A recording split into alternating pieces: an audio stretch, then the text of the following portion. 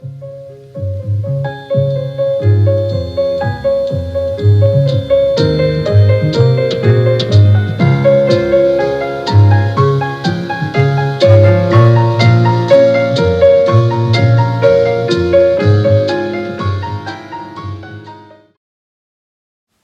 YTPC, this is just to clarify the silver hallmark stamp on the Peterson pipes.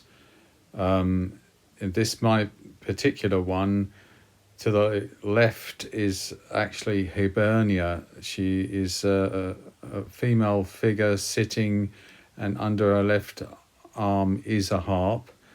Then 925 for sterling, and to the right is a letter which is J, which is 2020. Now here you see that all explained, and a much clearer stamp there of Hibernia, which is the Dublin Assay Office stamp. And to the right sometimes you see the 925 or the crowned harp, which means sterling silver, and below all the letters.